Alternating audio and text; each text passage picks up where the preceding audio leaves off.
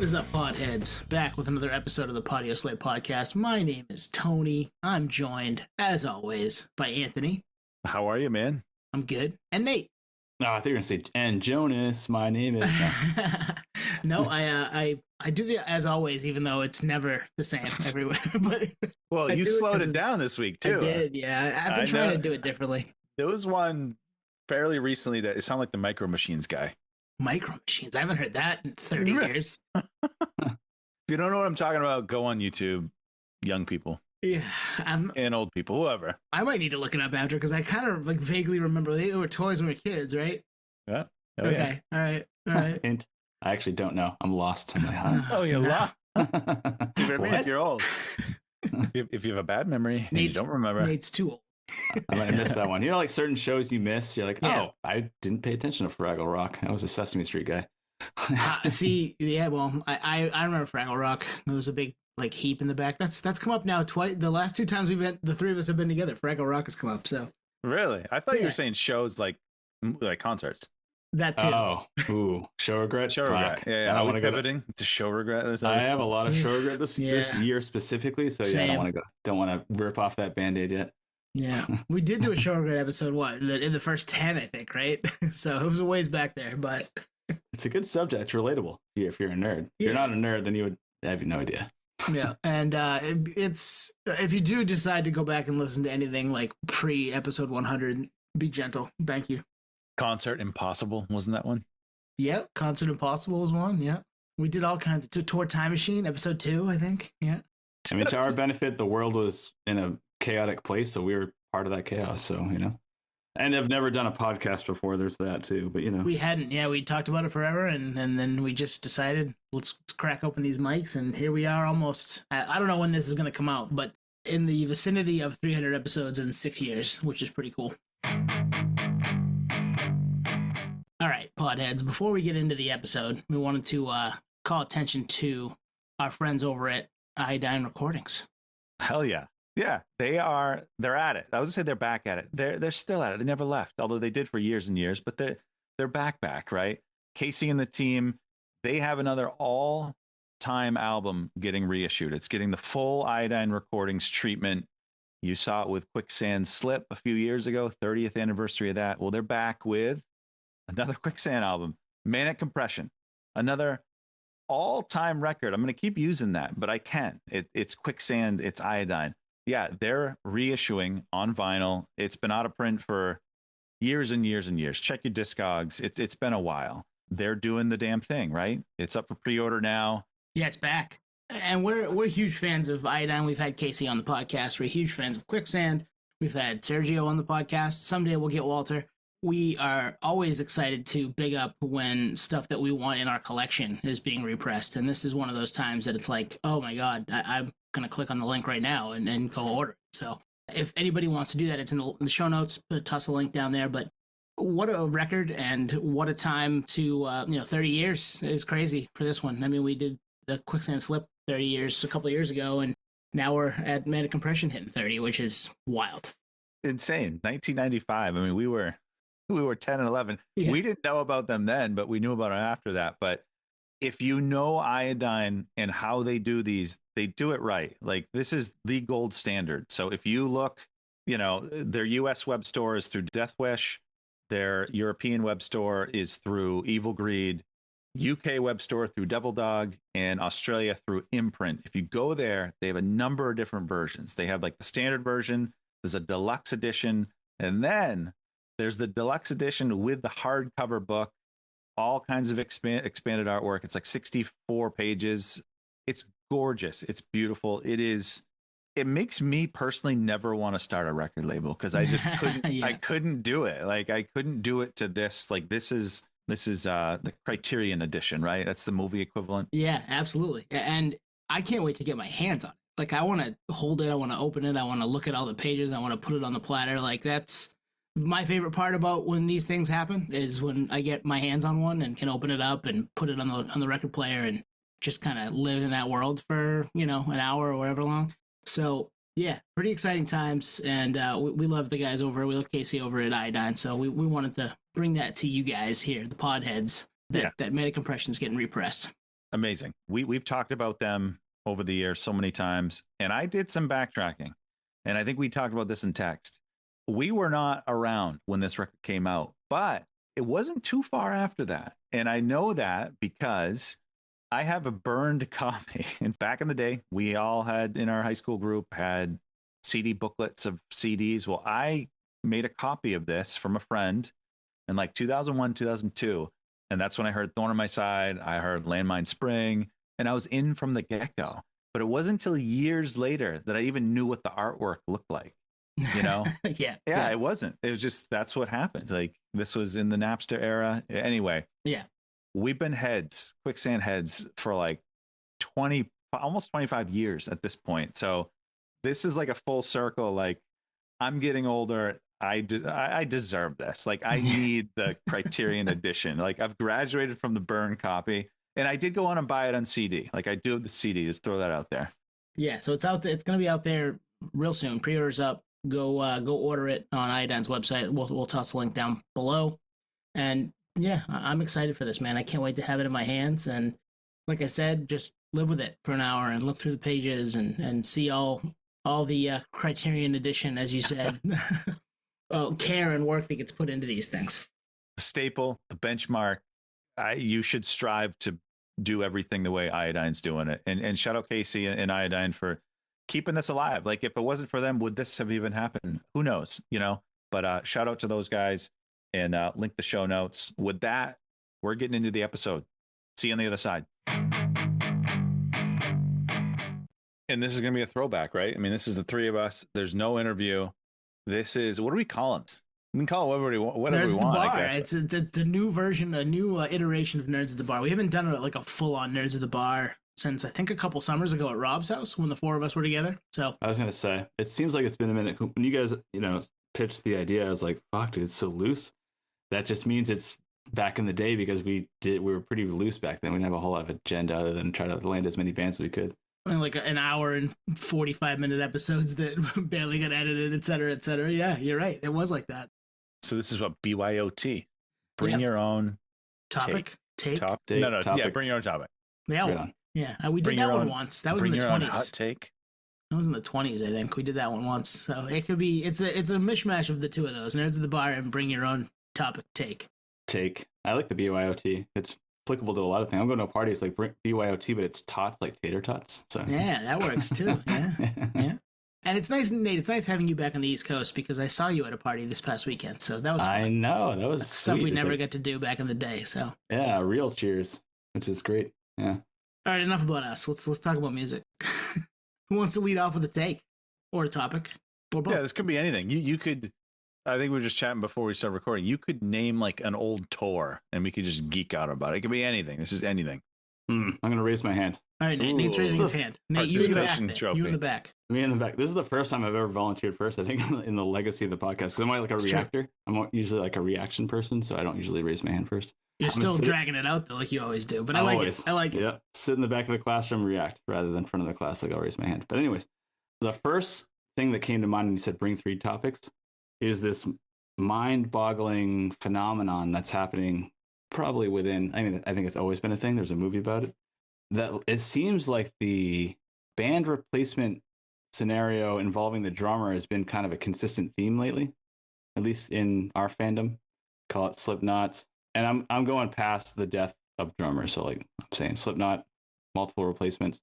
Foo Fighters, we're going through two drummers, Sans, Taylor Hawkins at this point, rest in peace.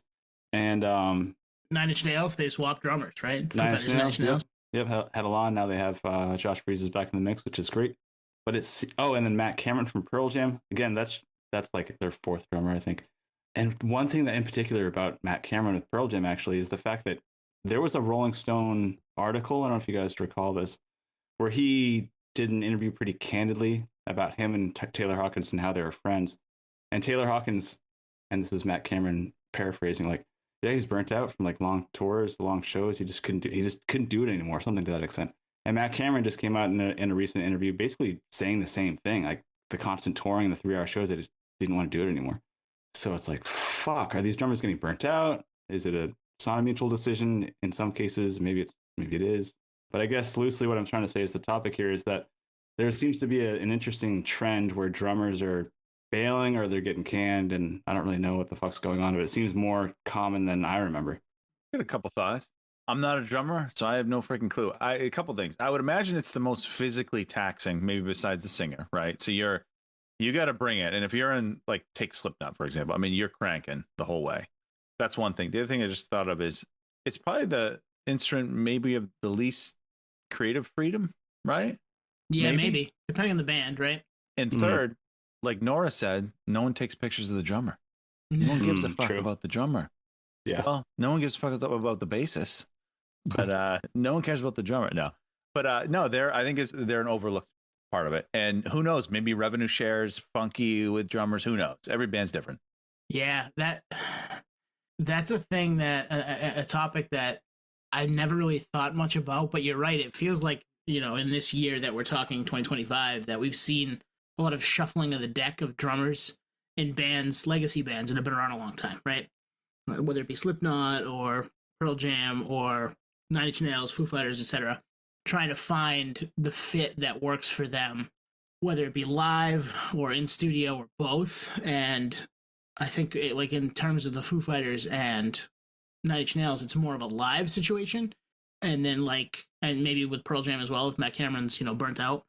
And one of mine has something to do with him too, so that's kind of nerdvoyance. But it's an interesting position to be in because you're right. It's probably physically one of the more taxing things you could do every night, especially if you're playing long sets and there's no acoustic break. And maybe you're a band like Tool who plays, Danny plays forever and is the backbone of a lot of what they do, and is front and center as far as the sound goes. It can be hard, and if you're burnt out on it and you've done the same thing for 15, 20, 30 years, depending on the situation, maybe you want a little bit of a break and you want people to know that. So I could see that being why, but it's weird that it is that. Yeah, that's a good observation.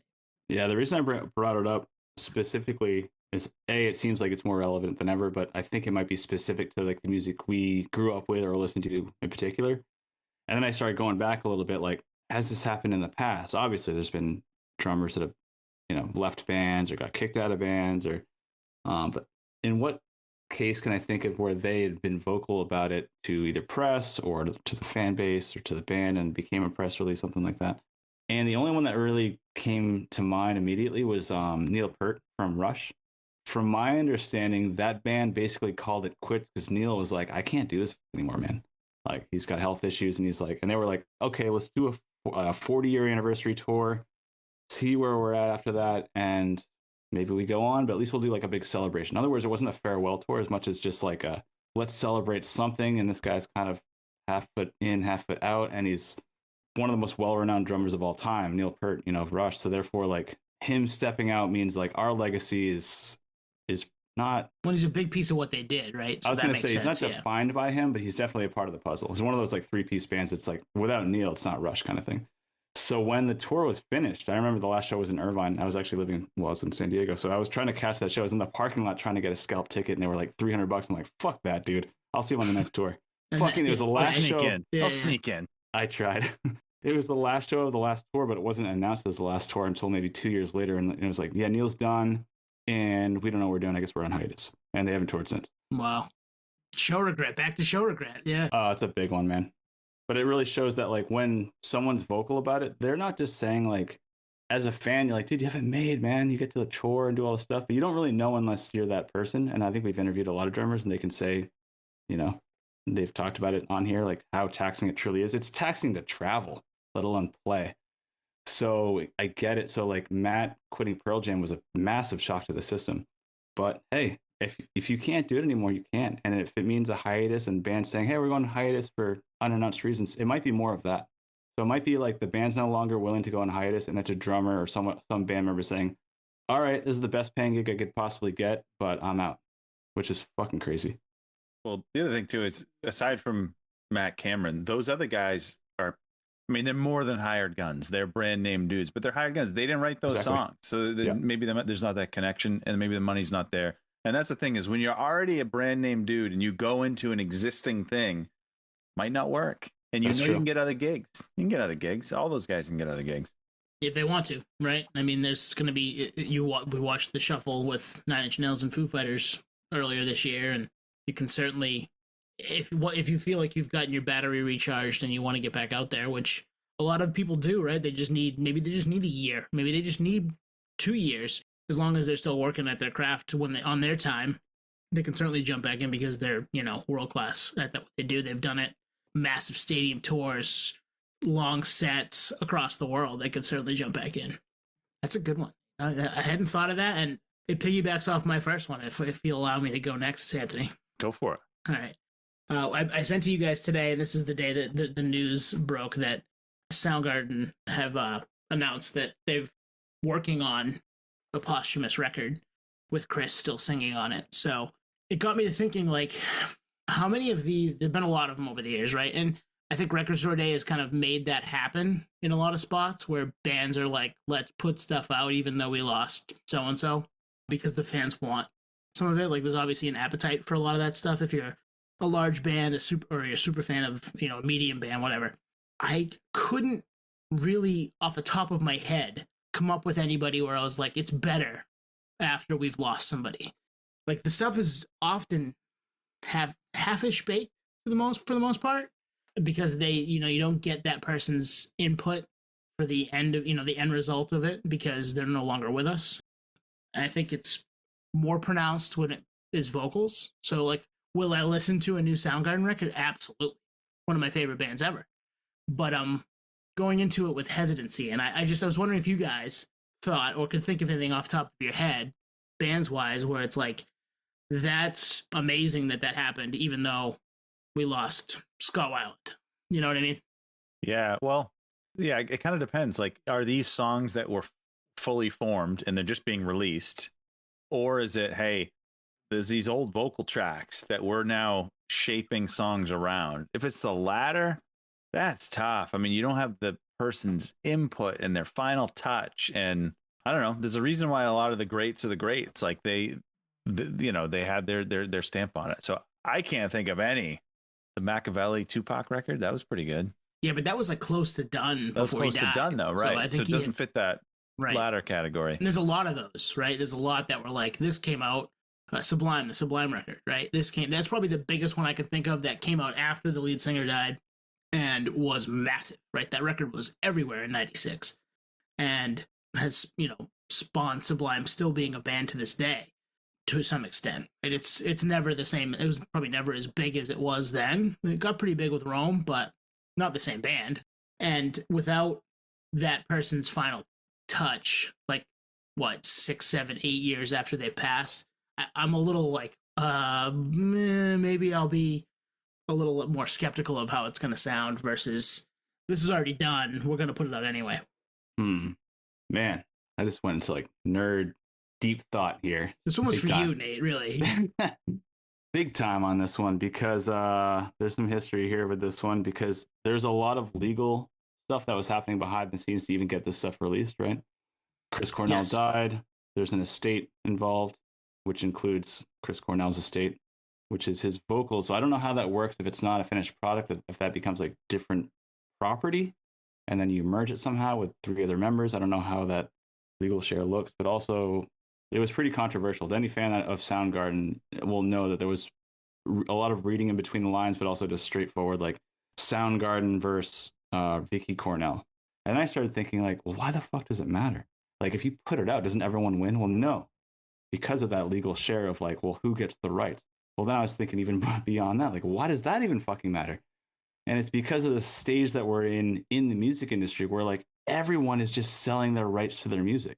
So if she owns Chris Cornell's percentage of, call it even Soundgarden collectively, that's worth more than just holding on to it and eventually releasing it, like Courtney Love of Nirvana, something like that, where she eventually like, okay, yes, include it in the box set for Nirvana, because I'm not going to release it. And at the end of the day, these are like B-sides and demos, which, to your point on this whole thing, it's like, were they unfinished? Like, is this technically B-sides and rarities? Is it a finished album? If they added it onto it retroactively, is that a complete piece, or is that just like, hey, we have this, we should release it? Should it be a proper release, or should it just be part of some kind of like package? But it still circles back to where unfortunately, the money is coming from. And if Always. it's an equal share, if it call it the 4 members of Pearl Jam, at least as of recent, which is Ben Shepherd, Kim Thayil, Chris Cornell, rest in peace, and Matt Cameron, well, then it is like a 25% rev share. Of Soundgarden, not Pearl Jam. Of Soundgarden, yeah. So I'm getting a little technical here, but irregardless, what I'm getting to is I think not maybe, a word. I think what's happening here is the fact that irregardless, not a word, Nate. Sorry. Regardless, is the fact that I think because everyone's selling their rights to music lately, that there may be something on the table for Soundgarden to sell their legacy work as a collective piece. And that legal dispute plays into that rather than like, can't we just get along and realize that the fans want this and it should be part of some kind of special release, but maybe not an independent release. So this is, again, another long form answer to like, I don't know what the fuck's going on. But if you read between the lines, which I did with this one in particular, it seems like it's a little drawn out because it's maybe being put out as a proper release. So it folds into a Soundgarden legacy exit. Like, here's the rights to our music for, call it $20 billion. And $20 that, million. just legally, that was all speculation. We don't actually know, right? We're not, yeah, we're not putting anything on the record as we know, or none of this is real. Yeah. We're just three dudes talking about music that we love. But yeah, that was some speculation about it. But yeah, Twan, what do you think? Yeah, I mean, it all depends on a lot of it just gets down to where people are at and their intent. I mean, if they just want this out, I mean, there's three of the dudes in the band, right? Why not? Go for it. You know what I mean? Yeah. And maybe it rips and they're like, guys, this needs to fucking see the light of day. And hopefully it does. Like, I'm not gonna, like I said, I'm gonna listen to it. Like, I want to know what it sounds like. I liked King Animal when it came out. Nate, we saw him on tour for King Animal. Yeah. And I'm absolutely in on hearing something from that band because I like all of the members of that band. Chris Cornell being one of my favorite vocalists of all time, but the other three dudes, huge fans of that band and what they've done elsewhere too. So I'm in on it, but I was having a hard time coming up with any other situation where I was like, oh man, like these were like all half baked, but they still put it out and I love it. It doesn't happen a lot. And actually, to tangent off of that, I don't really love a lot of B-side stuff either. Like I've dabbled with it. We get a lot of 20th, 25th anniversary, 30th anniversary reissues, and you listen through the record, and the record sounds great because it's something you've lived with forever. And then you listen to a couple B-sides, and you're like, yeah, these are cool, but I get why they didn't make it. They're not as good. Like, there's a reason why that stuff never made it. As a nerd, it's cool that stuff exists, and I want it to keep happening, but very rarely am I like, this B-side fucking rips. I want all these all the time. It does happen, but it doesn't happen very often. Well, you got to throw in the rare and rarities, B-sides and rarities, live and rare. You know, get some hype going for the B shit, right? Yeah, exactly. But it wasn't the A shit. It's a B-side for a reason. Yeah, most of it's just to fill a contract, right? It's a money grab, all that stuff. Yeah, here's our 7th album.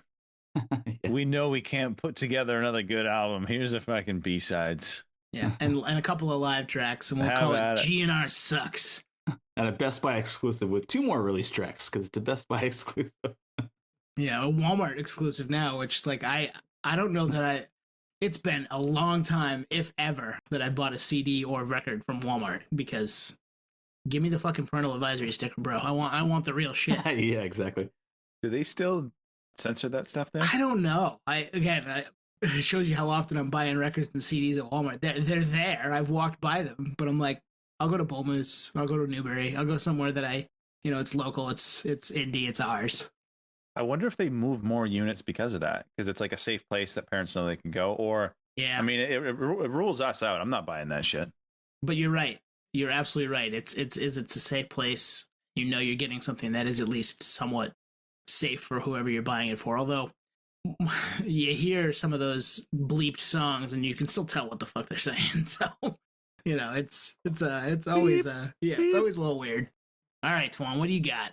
So I got a few. I don't know which one to start with. I'll probably just start with the one I teased you guys with. So, all right. So if you've listened to us, this is kind of a throwback episode. Back in the day, we did He's on Fire, She's on Fire, 3-album run episode. So bands that have put out 3 banging albums in a row, not good albums, got to be great.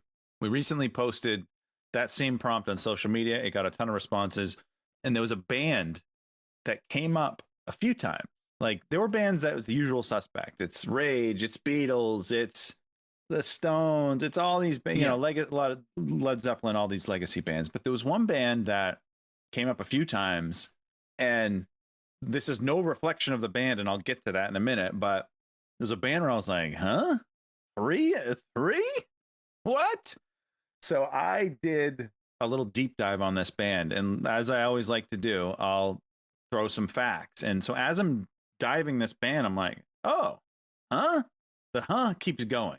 So I'll tease this. They're arguably the biggest band to come out of the UK in the last 20 years. They have 52 million monthly listeners. Arctic Monkeys. Arctic fucking Monkeys. Oh, wow. And I'll land this whole thing in a second here. And so the kept going. They have in the top Spotify songs 6 over 1 billion streams. Damn. It's crazy. And there was a common denominator for most of them. They came off this album called AM. Mm-hmm. Yep. I listened to it. Fanboy alert. Really? Nice. Holy shit. Amazing. Nice. So the whole punchline here is never rule a band out. Truly don't knock it till you try. And I never knocked them. It's just I literally never listened to them. I couldn't before yesterday. I couldn't have named one song. I listened to the album, and I actually had heard of a couple. It's so good. I'm an Arctic Monkeys fucking fanboy. At least that album. That's all I can say. Apparently they have a 3-album run's worth of materials. So the question to you guys is, do you guys fuck with Arctic Monkeys? Nate's shaking his head yes. I'm going to play poker face. Nate, go ahead. I'm going to say yes and no. I think maybe me and Tony had a little bit of a heads up on them because they were closely associated with Josh Homme from Queens of the Stone Age, helped produce, I think, a few of the records. Mm-hmm. I don't want to say I don't want to say he discovered them, but because of that kind of like heads up, you know, any band that, again, we used to talk about like liner notes, because he kind of gave him the underscore of like, I'll check it out. And yeah, dude, definitely dope. I would say that I'm still somewhat casual, but like the stuff I know, I'm like instrumentally, vocally, lyrically. Listen to that album. I'm telling you, headphones on, you'll go into another world. Yeah, the drummer actually specifically, not to circle back to the drummers, but the drummer is phenomenal in that band. I just found out the Homme connection. I didn't know that before, Nate. That's news to me because he posted about something while he was over across the pond fairly recently, and I was like, I didn't realize there was a connection here, but now I know. I've tried. Don't get it.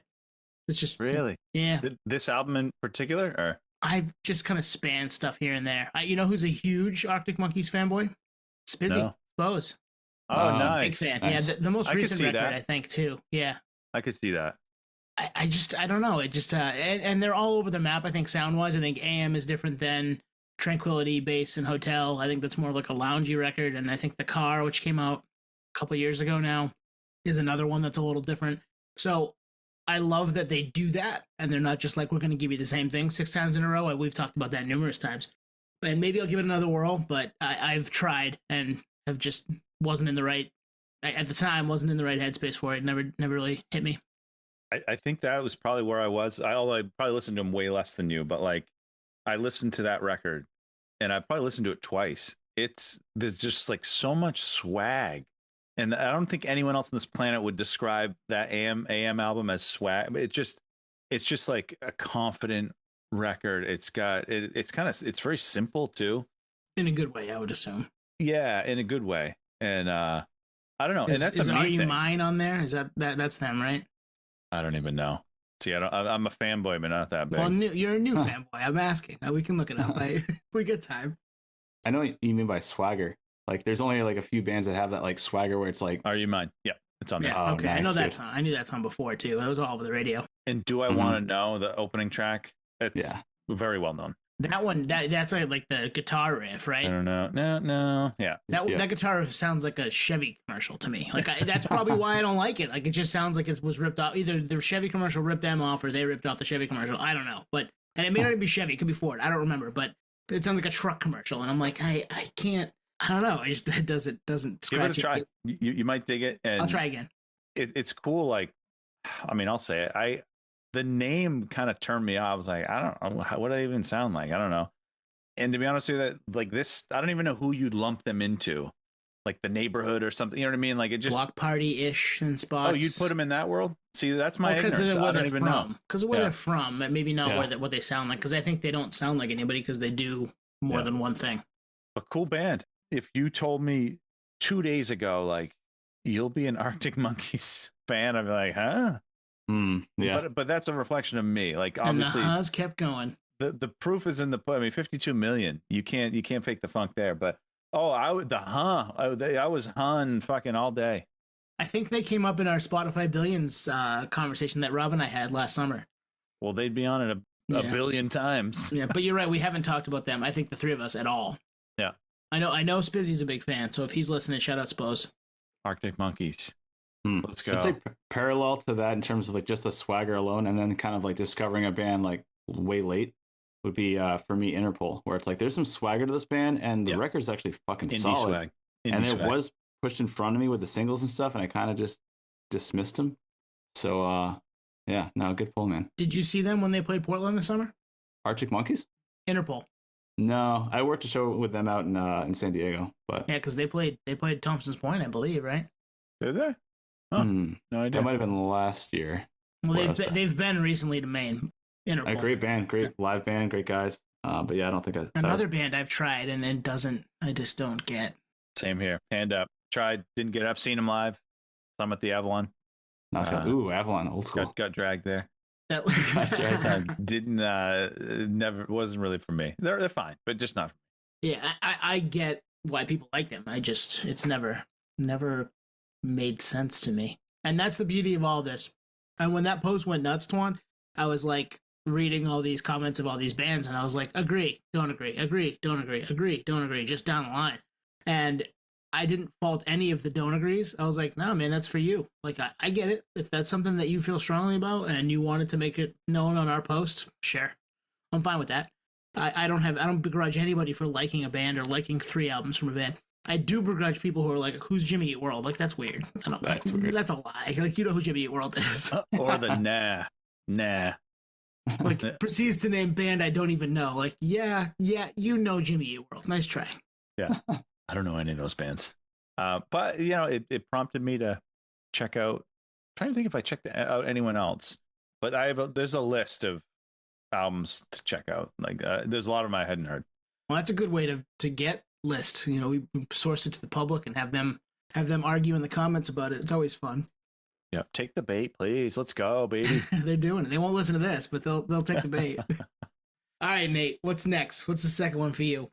All right, we've discussed this in the past, but it's just, again, one of those things that just kind of came straight to the dome, which is a multi-pronged approach on this topic. But it's touring, live touring, music. Where are we at?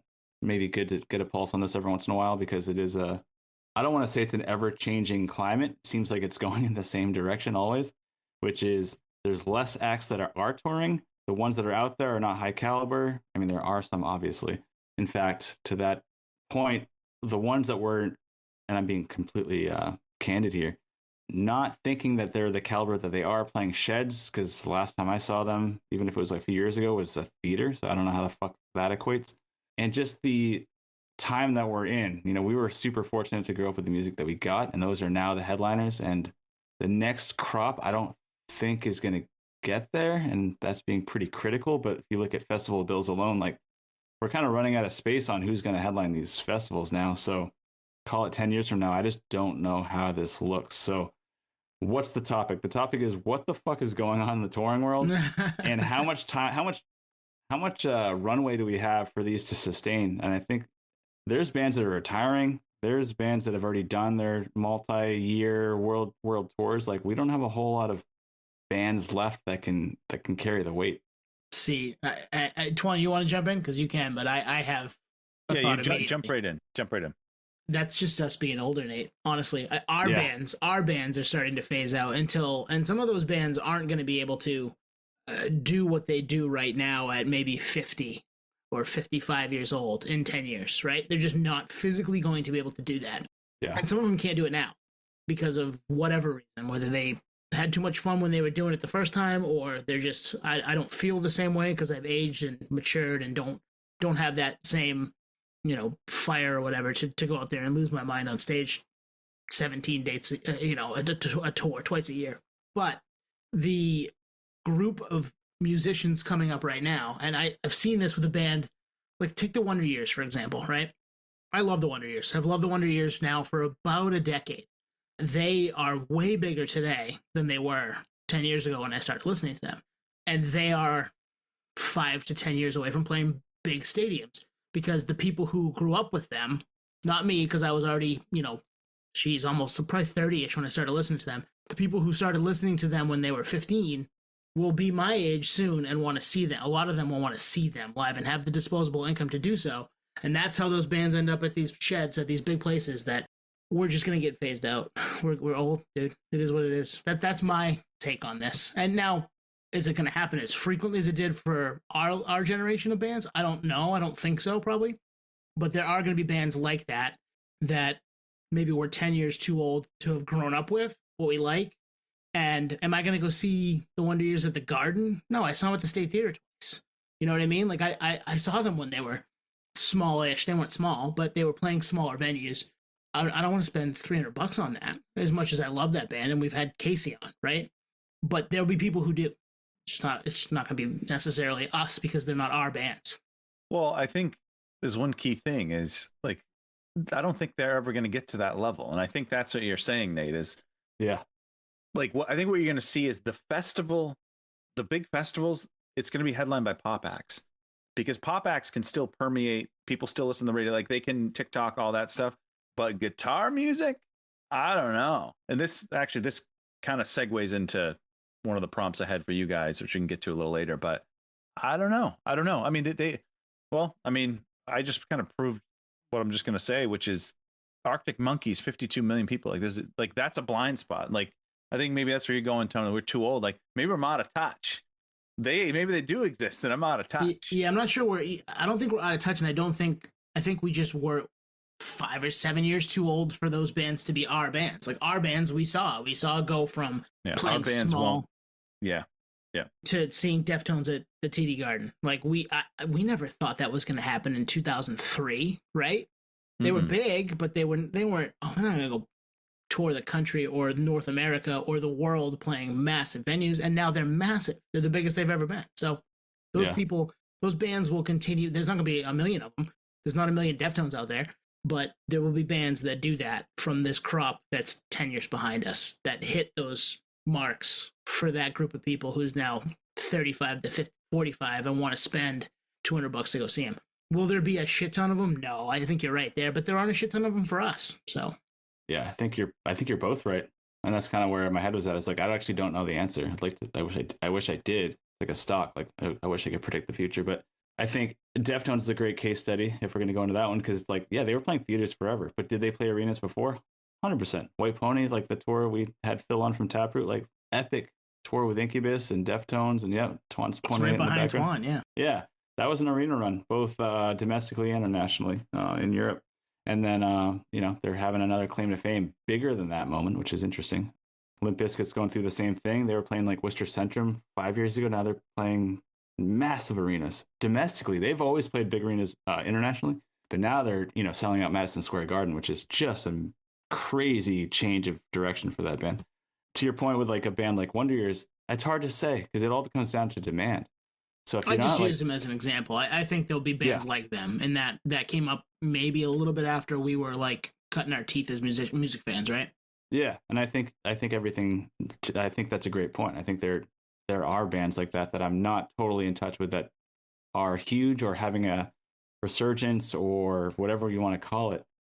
But the demand has to be there to fill the seats. So what is like adjacent to that in terms of filling seats? Because ultimately you have to fill the seats. Otherwise you have to cancel tours and or downplay the venue, which changes venues, or half housing venues, which fucks up everything logistically. I'm getting super technical here, but like the only tours that I can think of that will carry the weight for bands that we were into to play places like that are like these crazy bills like this summer with the Offspring, Newfound Glory, and Jimmy Eat World. Yeah. None of those bands are going to play sheds alone, but with those three as a package, you got it. Yeah. There'll be more of that. You're right. I think that'll probably be the outcome, but I think we're running out of people that can full on fill those stadiums. And I could be wrong. I hope I'm wrong. But that's the way it's looking like, and yeah, I'm definitely out of touch. I think you have to be creative. It reminds me of Major League Baseball. Like viewership keeps declining. So you know what they're doing? They're allowing videos to be posted now. That took forever too. It took I forever. don't know why. The pitch count, all these things that because people's attention is fucking not there. So it's that stuff. It's they're gonna have to get creative in the way that MLB did. Third. I'm giving it a music reference here. Well, and what you just said, Nate, is pretty much like the 3 headliner bill with Jimmy, or like that. That's what it's going to have to be, creative stuff like that. It's going to have to be loaded tours, because is the Offspring going to play Mansfield, Mass Comcast Center? Yeah. Xfinity, like alone. I don't know. Probably, if they did this, it would need to be an event, right? It would need to be like the Smash 30 or something like that. And even then, like, maybe not. So, but that's that again. You're talking about one of our bands. I'm talking about bands that maybe blew up in 2008, 2010. We're segueing into my second prompt. I'll just give it real quick, and we can wrap it in 5 minutes. Yep. I'll read exactly what I have written. Who from this modern crop of guitar music will be remembered in 20 years? And then to frame it, in the same way that the When We Were Young style bands have resurged 20 years later. Is there anyone from this era? And Tony, I think to be honest, I couldn't think of anyone really. Wonder Years, maybe. The Story So Far, maybe. It's like that. What year are you talking? Like year to year? 2010s and after. Who will be, who would be able to tour off a 20-year, like a 20-year thing in 2030, or 2035, And honestly, Nate, I'm concluding exactly where we just landed, which is, I don't know. In the big sheds, no, there probably won't be a ton that can do that on their own for numerous reasons. I would agree with that. But will there be bands that we have no fucking clue or never spent any time with from 2015 that have a record that means a lot to a lot of people in 2035 going out on tour? Yeah. And we'll be like, really? Because we just weren't there. Or, I mean, there's that band, but I'm almost thinking like, almost in like the When We Were Young Warped Tour and adjacent crowd. Like, I think, to be honest, I think a lot of the modern bands, I don't think they're going to have the long careers that some of these other... Way harder. You're right. Yeah. It's just, I don't think you're going to get enough albums and have enough staying power. Although we've learned in 2025, any obscure band from the 90s with one album could resurface and be the biggest fucking band on the planet. Well, and there's also the part-time nature of musicianship nowadays, right? Where you aren't necessarily stuck with, I have to be all in on this. There are bands that are, and that's great. But there are a lot of bands that have come back, and maybe even some bands that have been around for a little while that are like, we're doing this on our terms. We're going to go do our day jobs, but we're going to take 6 weeks and tour, and then we're going to go back to our day jobs, and we're going to put a record out in a year and do the same thing. So that those bands maybe aren't all full-time bands, but they're going to put something out that resonates with people still, and we'll do it. I don't know who it is, though. So to answer your question, I don't have. Well, it's almost like we're still in the field trial of like how that's going to go. You know what I mean? Yeah. It's like it's working now. I think it's actually working for a lot of bands. I don't think a lot of bands are making money from the music necessarily, but they're able to still be creative.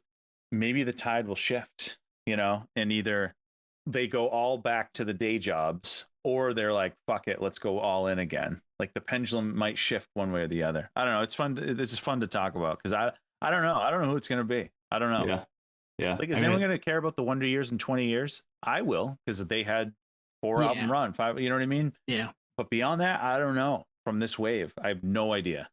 And they probably will be, but it could be a sustainable like Pixies where they play theaters then, they play theaters now, and that's great. In fact, if I was a band, I would actually prefer that, to be honest. I'd rather play theaters my whole legacy rather than Clutch. Clutch has done that for years. Yeah. Well, Clutch did graduate to theaters from clubs after being on the road for a while. But it's been like 15 years that they've been playing in theaters. Like 10 to 15 years anyway. Yeah, and to your point, like, that's their yearly salary now is, let's do 3 runs and call it. Yeah, I don't know, man. But I do know that it's getting to a point where there seems to be a breaking point. But I will say one last thing is that because of this kind of dichotomy that we're in, I've started to kind of branch out. This is also because I'm hanging out with someone that is into country music, and I've never been big into country. And it's like, country is actually not that bad. And because it's new, it's like there's shows to see and acts that are killing it in small, medium, large venues. Like, all right, I guess I'm excited again in that. Obviously, I'll always go back to the legacy stuff, but like that's, you know, like you said, Twan, pop and maybe country have some staying power. Other than that, guitar-driven rock is maybe plateaued, which sucks. But a lot of country is pop, though, so that's true. a big. And as this is coming from somebody who likes a decent amount of country stuff, we don't talk a ton of it, but we have in the past. I'm a huge Zach Brown fan. A little less recently, but like there was a stretch where I really liked like 3 or 4 records in a row. Saw him a couple times. So there's bands like that, and that's a genre that doesn't do the 10-year anniversary, 20-year anniversary the way that some of the others do, and I'm kind of surprised by it. Honestly, I would think there'll be reissues and stuff, but they don't do the touring like you see with, you know, emo did it really pretty heavily for a while, and other bands kind of jumped in, and you know we've seen a bunch of bands do it over the last. And we kind of called that was going to happen when we saw one do it. We're like, oh, they're all going to do it. Why aren't they all doing it? This makes too much sense. I'm kind of surprised country doesn't do that. Maybe because it's pop and it's throwaway. Okay, not all of it, certainly. All right, I'm going to give you guys a couple of songs, and I want you to tell me what it has in common with another song. We Will Rock You by Queen. Song 2 by Blur, Thunderstruck by AC/DC, Welcome to the Jungle by Guns N' Roses, a little newer but not that new, Seven Nation Army by the White Stripes, Sweet Caroline, Neil Diamond, that's another one, and they all have something in common with the song I'm going to mention to you guys.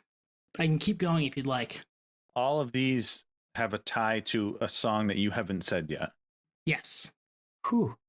That's a puzzle. You want Crazy Train by Ozzy? That's in there. Enter Sandman, Metallica. Does that have to do with the songwriting? Nope. Where might you hear these? Stadium anthems. Okay.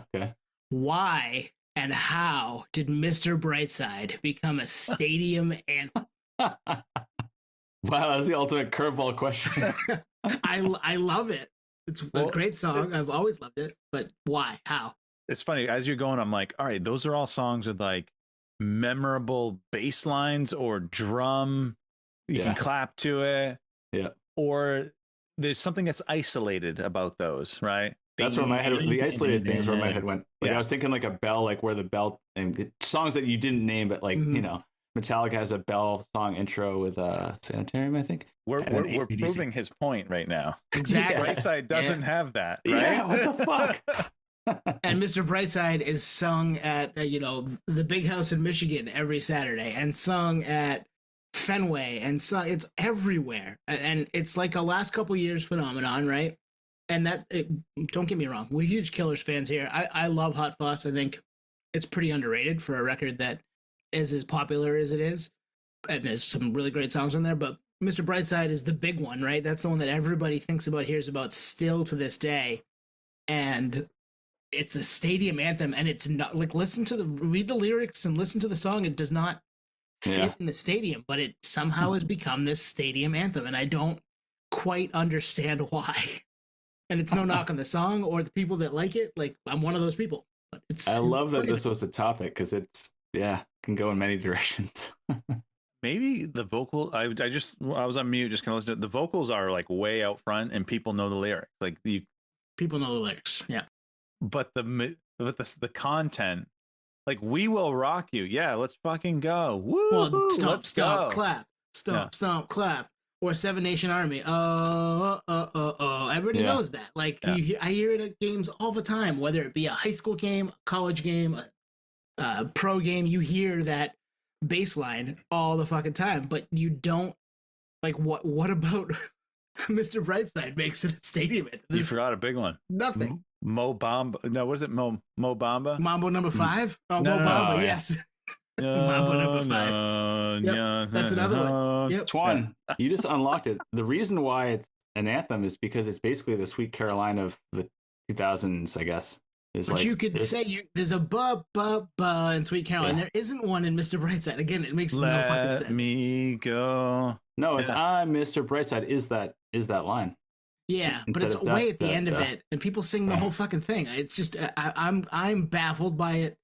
As someone who loves the song, and it's on our perfect songs list. I think Rob had it one of the episodes back there. That makes sense. But it makes no sense that it's become this stadium anthem at wherever you go. I'm here for it. I heard it tonight. I'm gonna go nerd conspiracy and say it's a pay to play.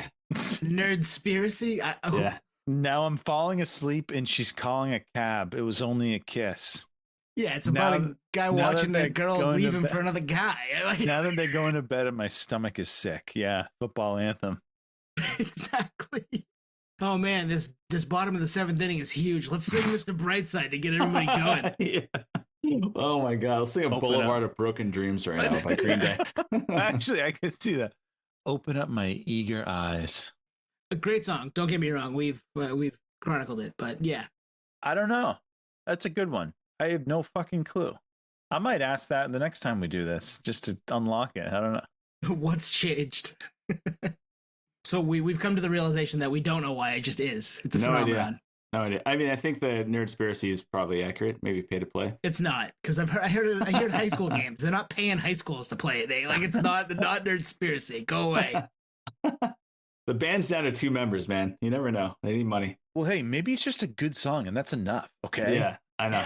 We're out of touch. We're fucking old and out of touch. We don't know what the fuck's going on. But like, we get it. Into it's square peg round hole. Like that's something, you know. That's like a Bubba's Sulky Lounge fucking joint, you know? Yes, that would make more sense at Bubba's Sulky Lounge. And if you got that reference, we love you.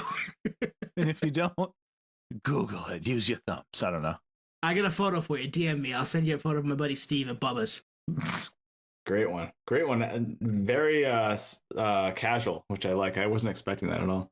Well, that was one that I had come up with. I was actually texting with a couple of my work buddies we had heard it at the place we work. And one of them absolutely hates the song. And the rest of us are all like, it's a good song. You're an idiot. But it comes on a lot. And now it's coming on a lot where we work. And he's like, I don't understand this. And now it's something I can't escape. And we're like, good. You're an idiot. Fuck you. Sorry, Jeff, if you're listening. I doubt it. But, you know. Want to go quick hit around?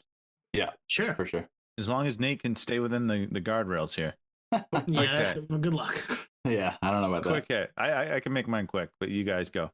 I'm going to go just because, I'm under a time restraint. And mine kind of lends it. Again, it was a throwaway third because it wasn't fully fleshed out. Mine is, I just wrote down just one word, which is economy. And how does that lend itself to... Are you ready for this one? This will be quick. The economy. I wish I didn't say it for the third one. No one has money for tickets. It goes back to your previous one, which is buckle the fuck up. Yeah, there's not only no bands that could play these venues. No one has any money to buy the tickets. Sorry, go ahead. No. You kind of summed it up, but it is multi-pronged, which is economy. Where are we looking at? Call it 5 years from now. Record sales, I think, are dipping. Am I right? 20. I think you brought that up. The LPs are no longer on the year over year. For the first, I think that was that this year, last year? I don't know. Yeah, recently. Yeah. So I remember you talking about that. So that's kind of stabilizing / maybe on the decline.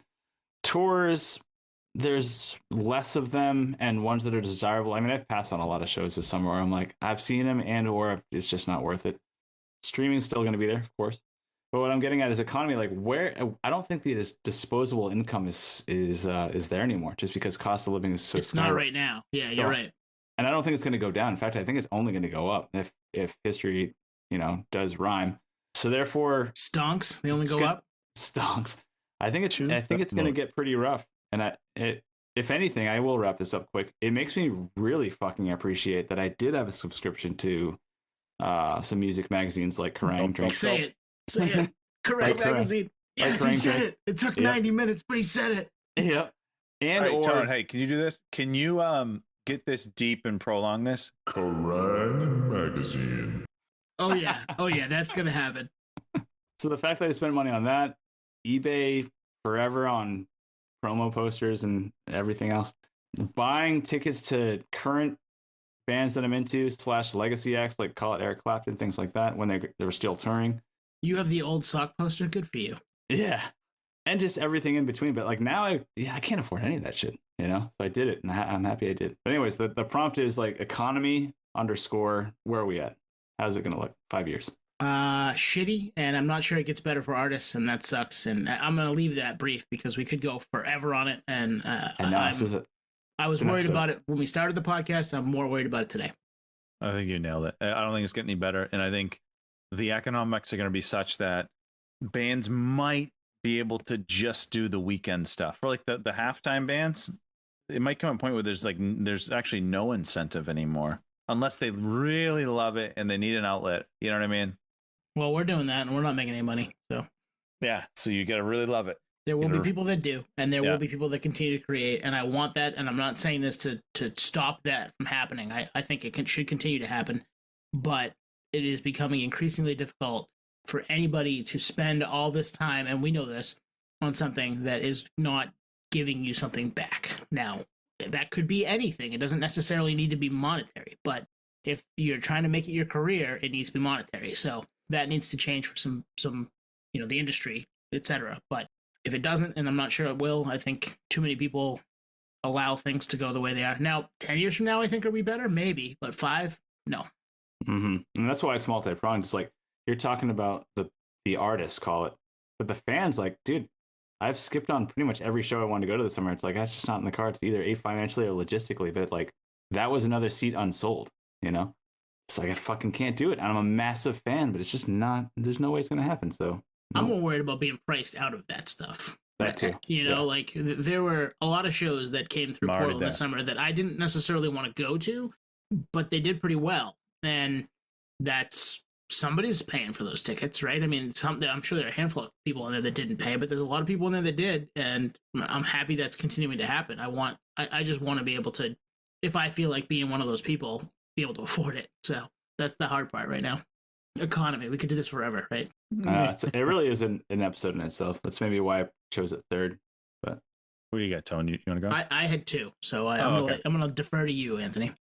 This one might take some thinking on your. I mean, I already came up with one, but on both of you guys' perspectives. But just think about it. Don't overthink it. But the prompt is, if you could, here's the keyword: strategically remove an album from a band's discography, what would it be and why? And I can lead with mine. You want me to lead with mine? Yeah, let's do it. Yeah. Give me a second, but yeah, go ahead.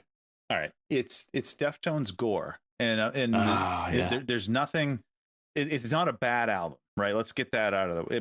But I also don't love it. It's kind of in the middle, and I think most fans historically, I know it only came out a few years ago, but historically feel that way. That maybe some have recently come around, but the reason why is, let's just say they go from Koi to Ohms to Private Music. That would be 9 for 9. Fucking yeah, not grand slams, but 9 home runs. Because I think in the moment, Saturday was not that, but it is now. Go listen to that record. It is. They were almost ahead of their time. And I know they were in kind of a turmoil turmoil state with that band, but you take Gore out, 9 for 9. They're batting 1,000, and I think, I don't know. This is all fun. I don't want that album to go away. This is just all fun. But like, that was one. That's the first one I thought of. If you could strategically pluck that out, it would be that. And I know what you guys are going to say. You guys are going to say Weezer Hurley, because if you take that out, that catalog is perfect. No, that's a good one though. That is a good one. Twat, can I counterpoint you?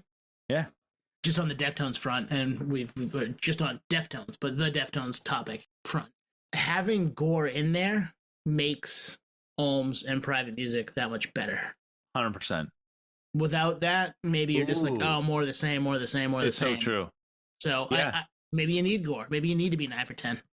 Yeah, that's a good point. Because you say they went from Koi to Ohms. I think that might be a dip. I mean, it will be a dip. That might be a dip that people just they're out on. But like, maybe people are like, Ohms sucks instead of Gore. Exactly. Yeah. Maybe no matter what they put out, would unless it was that, because Koi is so good. I mean, what's that S tier? Kids say, I don't know what that fucking. I don't either. Is. Yeah. S tier, unless it's S tier, it would have been a downgrade, but it would have been GOAT tier for us, right? The G tier, the OG tier. Do you have one, Nate? I don't have one. Do you have one? I did have one. I think I lost it. It was in there, and then it disappeared. Yeah. I've come to like Era Vulgaris from Queens of the Stone Age. But if I could pluck it out, and they go from, I gotta look, but they jump into Lullabies, which we did an episode on, right? Into Like Clockwork after that, right? Like Clockwork is one of my favorite records, period. I think it's a top 20 album for me. So if they did that after the big break, and you lose Era, and then you have the huge break, I think people are like, holy shit, this band is amazing. Like more so than they already are, because people already think that. Yeah, but that would be one that there's a little less weirdness, and they jump right into kind of a Bowie-esque record with some death undertones and Nine Inch Nails' Trent's on it, and they go from lullabies to break to that. Like, holy shit. Yeah, no, that's a good point. Because Queens was really defined for a while with those first 3 records, self-titled to Songs for the Deaf, where it was like they could have called it out of that and been like a legacy act, but they kept going. Actually, even right through Lullabies for Paralyzed, but with lineup changes, it always kind of makes things difficult because it's a different band, right? Which brings me to my point. I did remember. It actually took me a second. I remembered what I was going to get to, which was, for me, I think it would be Blink if it was never any lineup changes, and I'm replacing the albums with Matt Skiba. If you got rid of Neighborhoods and went straight from Take Off Your Pants, self-titled to the newest record, they would be a 4 for 4. Because the new record's great. Or new, it's 2 years old now, but yeah, I really like that record. I'm with you. That'd be a good one. And it's Matt Skiba Erasure, or as Rob likes to call him, Matt Skiball. It's Matt Skiball Erasure, and there are good songs on, was it California? The first record with Matt. Decent, yeah. There's some good songs on that one. I didn't really spend much time with 9. 9 didn't do it. And Neighborhoods has like 3 really good Blink songs, and the rest is kind of jumbled and not, for me anyway, not amazing. So if they went from self-titled to a break for 20-something years, 22 years, 20 years, and put that out, yeah, you're right. It would be like, holy shit, Blink's back. And those 3 songs in Neighborhoods are like, I'm pretty sure those were B-sides. It just doesn't fit the record. So I know what you're talking about. But like, After Midnight's a fucking all-time jam. So fucking good. Well, the other one I was thinking of, I thought Deftones, then I thought of another band, which is Metallica. If you erase Saint Anger, which I don't think anyone really liked, and I don't even with time, I don't think it's helped. But if you went from no, it's Load, Reload, so Load in 97, and then you come back 11 years later with Death Magnetic, that would have been because that album was awesome. Dude, I love that album. Death Magnetic is 11 sick. years where they kind of dial it back and they get away from the more rock, whatever sound. Again, nothing's going to change for them. They're selling out fucking stadiums. They're still massive, but that's off the back of older stuff too. Exactly. Yeah, 100%. But that's like, I was going to say that would remove them from being a meme, but it wouldn't, because they're memes for other things they've done. But you take Saint Anger out of there, I think it would help the story. Just take the snare out. Just a drumless album. Let's go. Sorry, Lars. We just erased you from Saint Anger, and Skee Ball Erasure. Lars Erasure. Oh man, dude, I'm happy you gave Death Magnetic its flowers, because that record is so fucking good. That's come up on the pod before. Has it, that record? Maybe it has. I saw them a while ago, but yes, I saw them on that tour, and I think what correlates with a good release after some subpar releases, at least in our opinion, subjectively, is the fact that it translates live. Like, they know they nailed it. So like the tour for that record is fucking fire. It was so good. It was like seeing them, if I was lucky enough to see them in the 90s, like they know they're on the top of it, and they know they just put out a great release, and everyone's happy. And that's the best experience for a fan. So that was the last time I saw them and watched them, and I was like, I'm here for the legacy, but I'm also here for the new record. That rarely happens. Yeah, it's a good point. That doesn't happen a ton. You might have brought them up in the Don't Call It a Comeback episode. I think it was Nate, yeah. That computes. Which kind of aligns pretty much what I'm saying, which is like, it would have been, I don't know, maybe it would have been less of a comeback. I don't know, more or less. Yeah, maybe you need a dud in there to like make the... It helps. Make it sweeter, I think it does help. I think it makes you appreciate the comeback a little more, right? I don't know. And maybe not. Maybe I'm talking out of my ass, because they're bands that we love that put out only bangers for the most part. Maybe it's 2, maybe it's 4. But if you've been around for 35 years, you're going to have a dud in there for some people. It may not necessarily be a dud for everybody, but you're going to have one that the populace is like, meh, this one isn't for us. Try again. And it's cool when they come back. So I'm glad Jason Tatum tore his Achilles, because when he comes back, it's going to be sweet. Yeah, I mean, I'm not. I was very upset when it happened. I saw it happen and said to myself, see in a year and a half, dude, I felt so bad for that guy. He was at the peak of his powers, too. He was playing so fucking well. We're back to the Podioslave. Sorry, Dave Cutter. Dave Cutter, sports. Johnson and Johnson it's and always Johnson. about sports with you guys. All John- right, let's go to wrap it there. That's probably good. Yeah, I did 3. I don't know if you guys missed that, but I did 3. I did tours, drummers, and economy. And I think no, Twan, we all did 3. Yeah, no, I did 2. But Oh, we did, okay. We did 5. We did what 7? So Nice. 8. We did 8. We went talked for a an while. hour and 10, an hour and 5. I threw out the B-side suck. Like we're good. Yeah, that was perfect. B-sides suck. Touring is fucked. Yeah, we disagreed on some stuff that doesn't happen a Gork ton. and go away. I mean, geez, we Yeah. Tone Skee hates ball. Arctic Monkeys. No, I don't I'm hate them. I just just don't get it. All right.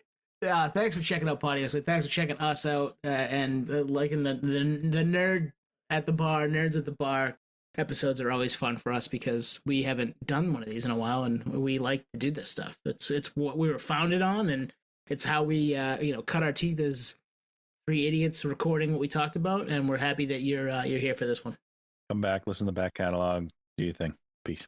Yeah, it is like a pop quiz. Like 3 topics. See you on Wednesday. It's like, okay, fuck. Actually, it's kind of easy. So yeah, old school. Peace, nerds. Peace, podheads, and peace, chip. Nice. Thank you for listening to Podioslave. We are at Podioslave on Twitter, Instagram, TikTok, all of the places that you can find us on social media. Facebook, Podioslave Podcast. YouTube, Podioslave Podcast there. Email us at podioslavepodcast@gmail.com. And hey, if you want to become a supporter, click on the link at the bottom of the episode and give us $1, give us $5. It keeps the lights on, keeps us going. We really appreciate that stuff. Thank you.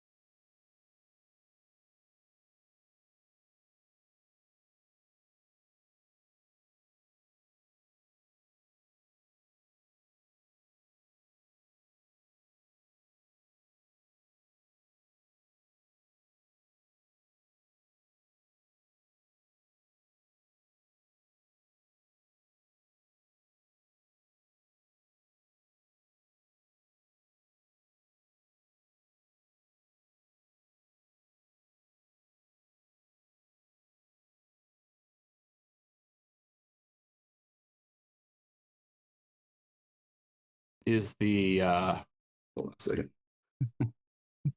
I'm holding. I might edit this, I might not. We'll see. Well, the funny thing is your fucking cameras kept sliding up, so I can only see your hat. And I'm like, is the connection bad? Because he's not talking. He's not. That was the ultimate blooper. I forgot that this is a stand-up desk from and it's electronic. And I've never actually used a stand-up option. And I pressed the button by mistake, so I started elevating. Definitely using that somewhere. I don't know where yet, but it's coming. For later. Nate, you can come clean. You didn't come with any topics. All right. No, You I got can't- one. I'll jump back in. Nate went from I'm gonna do this, I'm ready to go to the desk is stage fright. fucked up and all that. The desk is elevating. This is now all staying in. So go ahead, Nate. What do you got? All right.